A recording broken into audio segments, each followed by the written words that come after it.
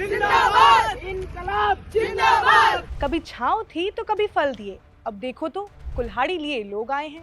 विकास की बातें हैं, सपनों का जाल है, पर हर पेड़ के नीचे मौत का हाल है। पेड़ अब चुप नहीं है, वो भी सवाल करते हैं, क्या हमारे काटने से ही तुम्हारे सपने पूरे होते हैं? सरकार कोई भी हो, कांग्रेस या बीजेपी, जब विकास बनाम पर्यावरण की बात होती है तो पेड़ सबसे पहले बलि चढ़ते हैं। ऐसा ही कुछ इस वक्त राजस्थान में देखने को मिल रहा है, जहां ढोलका बाढ़ बचाओ आंदोलन जोर पकड़ रहा है। तो क्या है ये ढोलका बाढ़ विवाद? क्यों आम लोग सरकार की विकास नीति के खिलाफ सड़कों पर उतर आए हैं? बात करेंगे इस वीडियो में। हेलो, मैं हूं स्वर्ण और आप देख रहे हैं स्विच।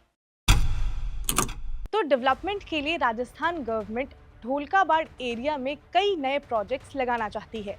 जब भी डेवलपमेंट के लिए नए प्रोजेक्ट्स की बात की जाती है तो जंगलों की बलि सबसे पहले चढ़ती है, क्योंकि सरकार अभी भी इकोलॉजी और इकोनॉमी में बैलेंस नहीं ढूंढ पाई है। तो जयपुर के दक्षिण में स्थित ढोलका बाढ़ जंगल इस समय एक बड़े संकट का सामना कर रहा है। ये इलाका, जिसे साउथ जयपुर के फेफड़े कहा जाता है, 100 एकड़ में फैला हुआ है। यहाँ करीब 2500 पुराने पेड़ हैं, जिनमें राजस्थान का राज्य वृक्ष खेचड़ी भी शामिल है। यहाँ 60 से ज्यादा पक्षियों की प्रजातियां और कई छोटे बड़े वन्यजीव रहते हैं, जिससे ये एक जैव विविधता से भरपूर इलाका बन गया है।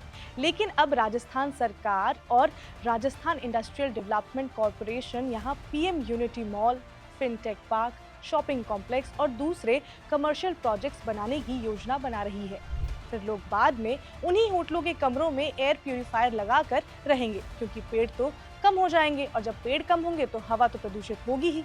और इसी वजह से 1 जून 2025 को सैकड़ों जयपुर के लोग मानव श्रृंखला बनाकर इसका विरोध कर रहे थे, और लगातार जो जयपुर के लोग हैं वो इसका विरोध कर भी रहे हैं। ढोलका बाढ़ बचाओ आंदोलन के तहत लोग बैनर लेकर, नारे लगाकर और पेड़ों को गले लगाकर अपनी भावनाएं जो है वो जता रहे हैं। कई कार्यकर्ताओं ने दावा किया है कि पेड़ों को रात में चोरी छिपे काटा जा रहा है ताकि लोग विरोध न कर सकें। पर्यावरण प्रेमियों का तो ये भी मानना है कि अगर ये जंगल काट दिए गए तो जयपुर की जो हवा है वो और गर्म हो सकती है, प्रदूषण भी बढ़ सकता है और शहर का जो पारिस्थितिक संतुलन है वो भी बिगड़ सकता है।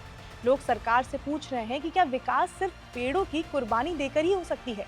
प्रदर्शनकारियों ने सुझाव दिया है कि प्रोजेक्ट को किसी ऐसी जगह शिफ्ट किया जाना चाहिए जहां पर जंगल ना हो, और ढोलका बाढ़ को बायोडाइवर्सिटी पार्क घोषित किया जाना चाहिए। लेकिन यहाँ पर सच ये भी है कि ये कहानी कोई पहली बार नहीं हो रहा है। चाहे वो तेलंगाना का कांचा गचिबोली के जंगल हो, जहां लोगों की आवाज और कोर्ट के आदेश से पेड़ों की कटाई रोकी गई, या छत्तीसगढ़ के हसदेव के घने वन हो, या फिर मुंबई और बेंगलुरु जैसे बड़े शहरों में इंफ्रास्ट्रक्चर प्रोजेक्ट के नाम पर काटे गए हजारों पेड़।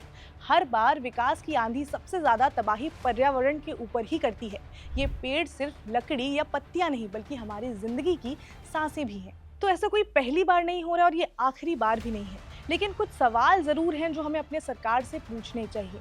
पहला तो ये कि क्या ज़रूरी है कि विकास के काम के लिए एनवायरनमेंट को नुकसान ही पहुंचाया जाए? क्या इसके कोई ऑल्टरनेटिव नहीं हो सकते हैं? क्या कोई बैलेंस नहीं ढूंढा जा सकता है इकोनॉमी और इकोलॉजी में? क्या इन सब काम को करते हुए हम जो हमारा वन जीवन है उसको ध्यान में रखते हुए नहीं कर सकते हैं? क्या ज़रूरी है कि डेवलपमेंट के लिए हम हज़ारों जो पेड़ हैं उन्हें काटे ही काटे? तो ये कुछ सवाल है, क्योंकि आज जो हम पेड़ काट रहे हैं, कल को जाकर उसका नुकसान जो है वो हम ही को उठाना पड़ेगा। तो ये सब कुछ सवाल हैं जो बहुत ही ज़्यादा इम्पॉर्टेंट है, और राजस्थान के जो लोग हैं, अभी जयपुर में जो लोग हैं, वो इन्हीं बातों को लेकर प्रोटेस्ट कर रहे हैं। वहाँ पे कई एनवायरमेंटलिस्ट हैं, कई लोकल लोग हैं, कई बायोडाइवर्सिटी से जुड़े हुए लोग हैं, जिनका ये कहना है कि अगर ये जो जंगल है जहाँ पर जो पेड़ काटने की तैयारी की जा रही है, अगर वो पेड़ काटे गए तो उससे आसपास के लोगों को तो नुकसान होगा ही होगा, पूरे राजस्थान को अच्छा खासा नुकसान झेलना पड़ सकता है, जो कि काफ़ी चिंता का विषय है। इसी वजह से वो लगातार प्रोटेस्ट कर रहे हैं और वो पेड़ों की कटाई के खिलाफ आवाज़ उठा रहे हैं। तो आप किसके तरफ है, हमें ये ज़रूर बताइएगा, क्योंकि ये कोई पहली बार नहीं है। हमने देखा कि सरकार कोई भी हो, कांग्रेस की हो या फिर बीजेपी की हो, राजस्थान की ही बात करें तो ये प्रोजेक्ट कोई नया प्रोजेक्ट नहीं है। हमने देखा था कांग्रेस के टाइम पर भी सबके सामने लाइमलाइट में आया था, और तब भी लोगों ने प्रोटेस्ट किया था, जिसके बाद इस पर रोक लगा दी गई थी। तो आपकी क्या राय है इस पर, हमें कमेंट सेक्शन में ज़रूर बताइएगा, और इस तरह के और इन्फॉर्मेटिव वीडियोस देखने के लिए सब्सक्राइब करें स्विच को।